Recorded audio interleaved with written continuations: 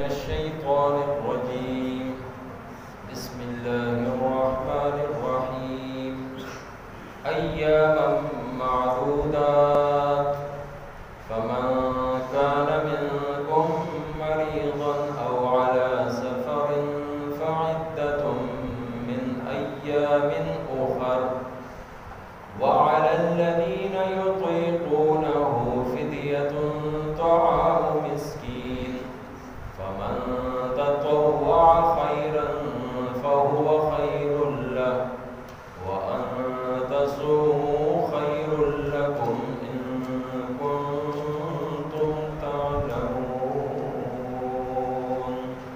صدق الله مولانا العظيم. أياما يصور وزي معدودات دشمیر فمن کانا پس سوک چوی منکم پتاسو کے مریضن بیمار او علی سفر یا پس سفر باندے فعدتن نشمیر دے پورا کی من ایام اخر د نور رزو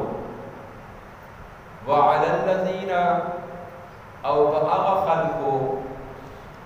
يطيقونه چې په تکلیف سره روزه نیسي فدیه دا طعام مسکین خوراک د یو مسکین فمن بیا چې څوک تطوع په خوشحالی کوي خیرا نیکی فهو خیر نو هغه غوره ده له د هغه دپاره وان تصوموا او دا چې روژه وساتئ خیر لکم غوره ده تاسو دپاره ان کنتم تعلمون کچره تاسو پوهیږئ. سورہ بقرہ 184 نمبر آیت تے او د دویمی سپارے ومی رکو دویم آیت برانی آیت کی د روزے فرضیت بیان شوه ده چې مسلمانانو باندې الله رب العزت روزه فرض کړه او دا څومره اهم عبادت ده چې یو امت د دې د فرضیت نه خالی نه ده. آدم علیہ السلام نواخی عیسیٰ علیہ السلام پوری ہر یو امت باندے روجہ پسنا سے شکل کی فرض او در روجے بنیادی مقصد سے دے دا تقوی حاصل ہو کہ انسان متقی او پرہیزگار دا اللہ رب العزت نافرمانہ نظام ساتن کے او زړه کې دومره قوت او طاقت پیدا شي چې ګناه ورته بدخکاری او نیکی طرف ته دا شوق او ترغیب او رغبت پیدا شي. برانی آیت کې دا بیان شو چې تاسو باندې روزه فرض او ذهن کې یو سوال راځي چې پته نشي د سوره میاشتو یا د سوره ورځو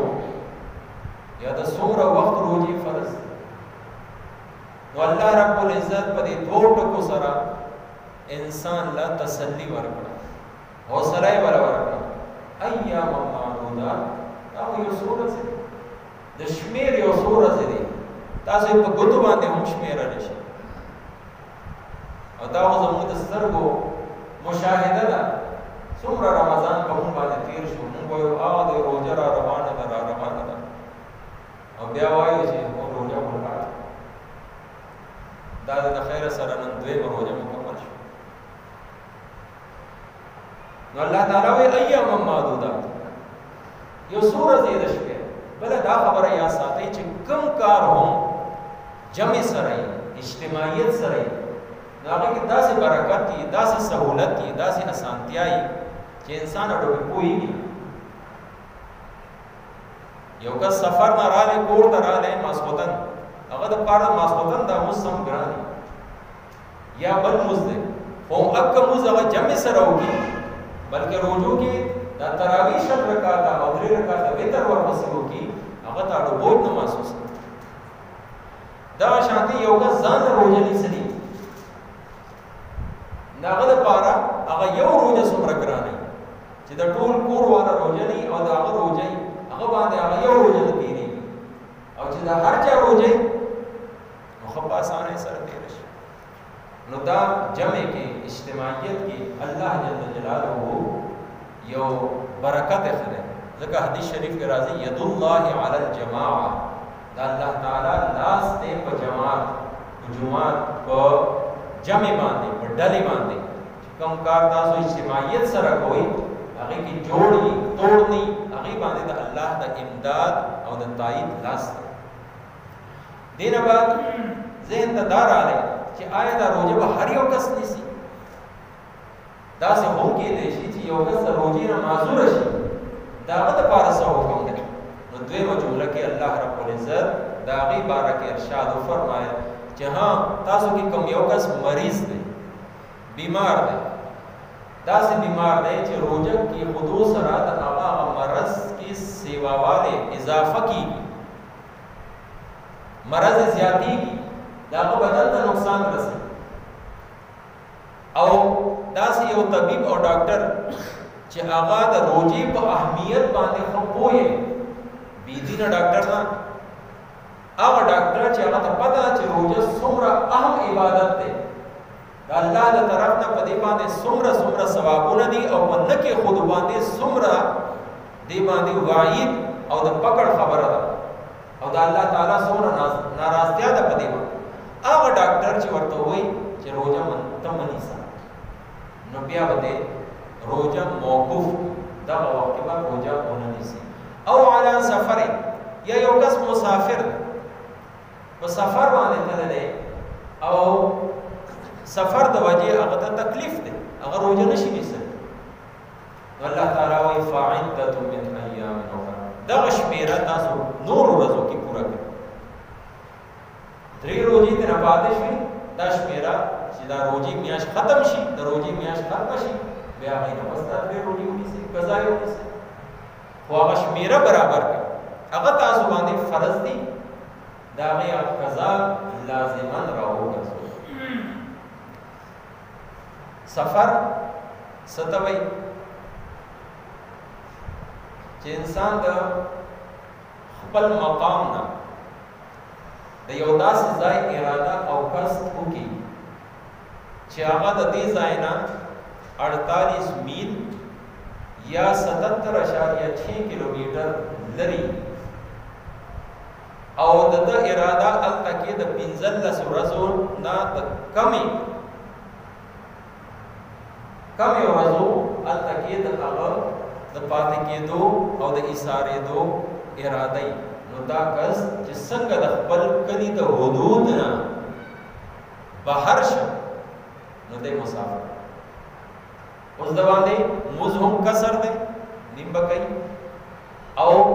روزه اوس د خپل اختیار دی که تکلیف ورکړي مشقت سیوا کیږي د روزه پر خوده شي د باندې څه ګناه نشته بیا دین بعد دریم رخصت الله تعالی د هغه خلکو لپاره چې کوم نوی مسلمانان شویو او د روزي هغه وس نه لري وس مطلب دا دی چې هغه د دې لا عادت نو دا هغه حوصله افزای لپاره او دا هغه زړه ساتلو لپاره الله رب العزت دا یو حکم هم نازل کړو بالکل ابتدا کې بیا خدا حکم دینه پس چې کوم آیت را روان دي هغه سره ختم شو هغه دا چې کوم کس تکلیف سره روزه نیسي د روزي عادت یې نو چې روزه نیسي هغه سره هغه ته تکلیف ده یا دویمه معنا دا چې وس لري او فلحال د عادت نه کېدو د وجه هغه نیسل نه غواړي فدیه طعام مسکین دا باندې فدیه ده فدیه څه شی ده فدیه نصف سا یو پیمانه ده او د دې مقدار هغه 2 کیلو غنم دا جوړي بعضو علما په باندې دوه لیکلي دي احتیاط ته پاغي کې بهرحال 2 کیلو غنم د یوې روزي فدیه ده یا یو مسکین لا د 2 وختو ډوډۍ ورکول دا د روزي فدیه ده نو دا د اسلام په ابتدا کې دا یو ډیل او یو چھوٹ وو یو مهلت او یو رخصت وو د انسان لپاره هغه مسلمان لپاره چې هغه روزه نسل نه غواړي اگر چې وس لري یا تکلیف دی هغه ته نو هغه به داسې کول چې د یوې روزي فدیه یعنی یو مسکین له به 2 وخته ډوډۍ ورکړه فمن تطوع خیرا فهو خیر له الله تعالی په کې بیا دا ارشاد فرمایا چې څوک د دینه سیوا ورکړي مثلا 2 کیلو غنم جوړیږي او هغه د یوې روزي په ځای 3 کیلو ورکړي غنم فهو خیر له دا د طرف نه یو صدقه شو او د الله رب العزت په جناب کې د لپاره قبولیت او د ثواب او د اجر زیر او خوشخبری ده دغه د فدیه دا چې کومه معامله ده نو دا د مخکینی آیت کې فمن شهد منکم الشهر فلیصم دې سره منسوخ یعنی کوم کس چې اوس مسلمان دی او په خپل ځای کې دی یعنی مقیم دی مسافر نه دی او بالغ دی او دې سره سره روغ جوړ دی مریض نه دی نو هغه باندې روزه ساتل فرض فلیصم خامخا هغه نسی دا اوس مفسرین وایي چې د دې فدیه یو حصہ هغه اوس هم باقی ده او هغه داسې یو داسې بیمار دی چې هغه دایمي بیمار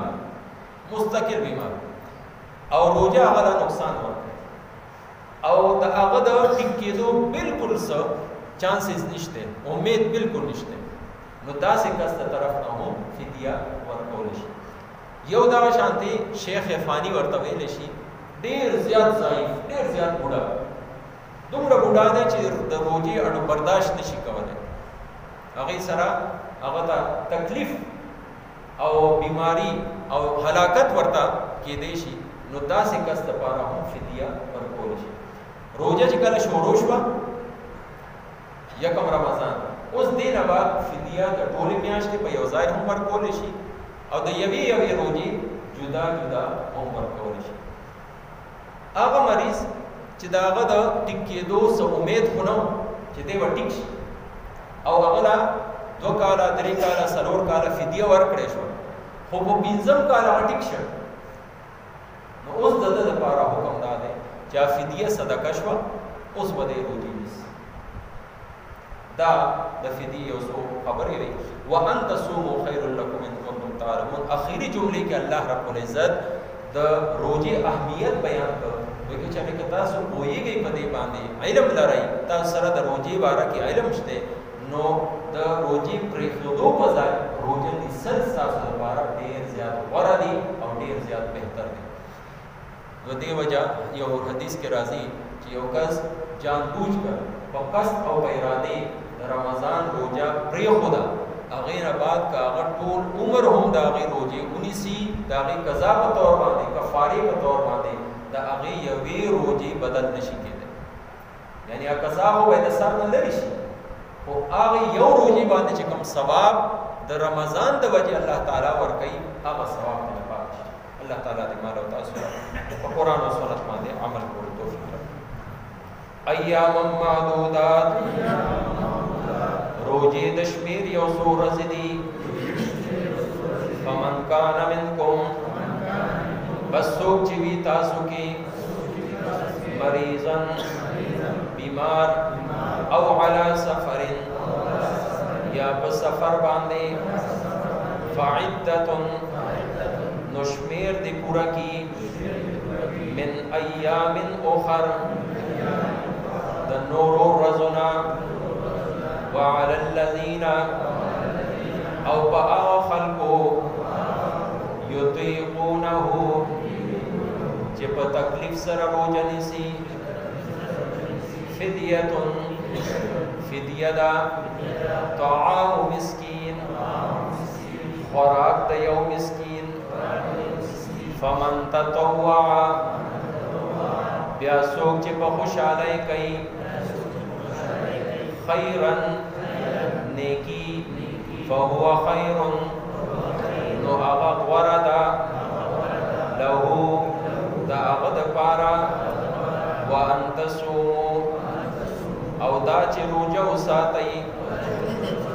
खैरुल लकुम वरदा तासुद पारा इन कुंतुम तालमून कचरता सुबो ही गई वमा तौफीकी इल्ला बिल्लाह। अल्हम्दुलिल्लाह रब्बिल आलमीन वस्सलातु वस्सलामु अला सय्यिदिल अंबिया'i वल मुरसलीन।